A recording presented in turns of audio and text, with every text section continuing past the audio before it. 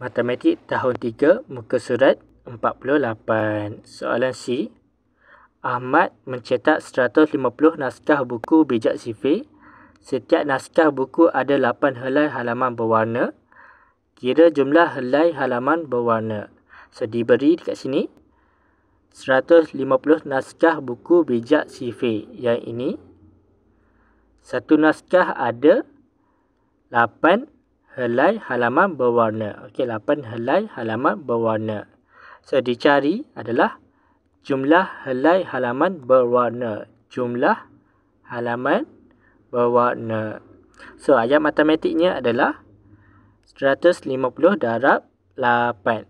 Jadi, kita kira 150 darab 8, kita akan dapat 1200. Jadi, jawapannya adalah 1200. Jumlah halaman berwarna ialah 1200 helai. Soalan D. Seramai 344 orang murid menyertai perkhemahan perdana. Mereka dibahagikan sama banyak kepada 8 kumpulan.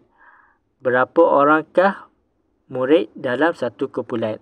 So, diberi adalah 344 orang murid dibahagikan sama banyak kepada 344 orang kepada 8 kumpulan. Jadi, kita tulis dekat sini 8 kumpulan.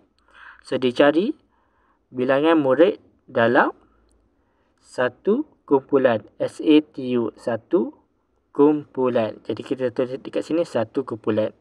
Jadi, ayat matematiknya adalah 344 bahagi 8. Jadi, kita kira 344 bahagi 8. Dalam sifir 8, kita ada 32, iaitu 4. 8 darab 4, kita akan dapat 32.